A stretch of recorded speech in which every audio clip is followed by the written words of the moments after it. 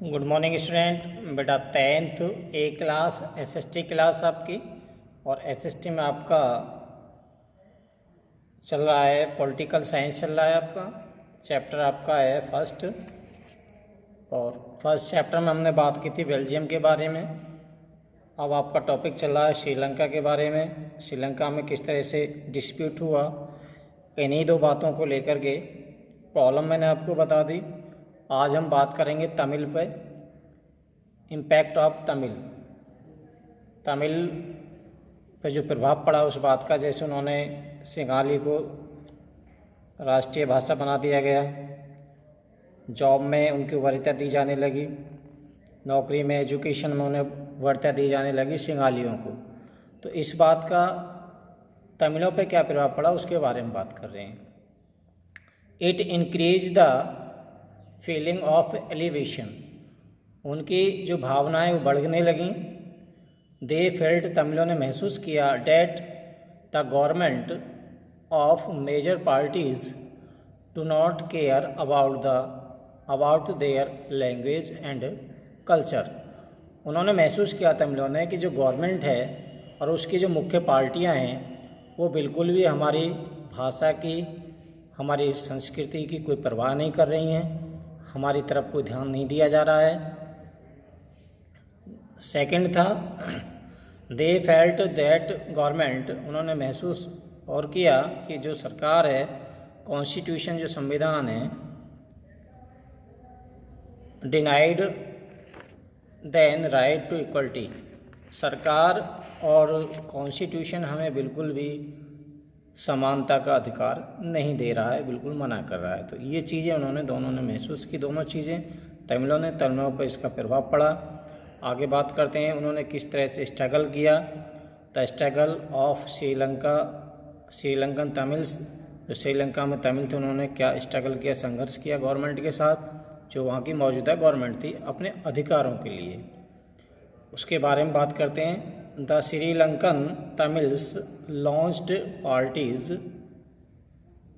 And struggle for the recognization of Tamils an official language. अब श्रीलंकन जो तमिल थे उन्होंने पार्टियां बनाई और संघर्ष अपनी पहचान के लिए और तमिल भाषा को एक राष्ट्रीय भाषा बनाने के लिए संघर्ष स्टार्ट कर दिया। दे डिमांडेड, उन्होंने मांग रखी, रीजनल ऑटोनॉमी, स्वायत्तता and equality of opportunity in the securing education and jobs. उन्हें भी समानता दी जानी चाहिए, स्वायत्तता दी जानी चाहिए, तमिलों को भी जो अवसर हैं वो भी उन्हें प्रदान किए जाने चाहिए, चाहे शिक्षा के क्षेत्र में है या जॉब के क्षेत्र में है।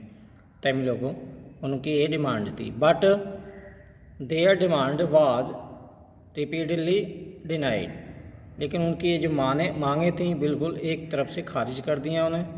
उनकी कोई भी मांग तमिलों की सरकार ने उस समय नहीं मांगी। By the 1980 several political parties like LTTE, और कई पार्टियां इकट्ठी होकर तमिलों की उन्होंने एक ग्रुप बना लिया LTTE। LTTE का फुल फॉर्म है liberation tiger of Tamil 11 were formed, बनाया एक, demanding an independence Tamil state, और जहाँ जहाँ तमिल रह रहे थे उन्होंने मांग रखी उन स्टेटों को स्वतंत्र कर दिया जाए, हम अलग अपना देश बनाएंगे। ये उन्होंने विद्रोह कर दिया। In northern and eastern part of the Sri Lanka, तो तमिल कहाँ का रह रहे थे, श्रीलंका के उत्तर में और पूर्व में तमिल रह रहे थे। उसके लिए उन्होंने डिमांड रख दी कि इन क्षेत्रों को स्वतंत्र कर दिया जाए, ये इसमें हम अपना अलग राज्य बनाएंगे, अपना देश बनाएंगे। कॉन्फ्लिक्ट में झगड़ा बिटवीन द टू कम्युनिटीज, दोनों समुदायों के बीच में झगड़ा हुआ। Soon turn into a civil war, और शीघ्र ही ये एक गृह युद्ध में परिवर्तित हो गया।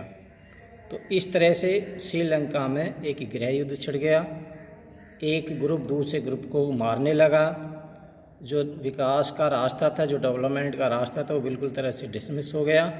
और दोनों ग्रुप आपस में ही लड़ते रहे। तो इस तरह से श्रीलंका का एक ने अपने ही विकास को पीछे हटा दिया और आपस में लोग लड़ते लगे, जबकि बेल्जियम ने इसका उल्टा किया बिल्कुल।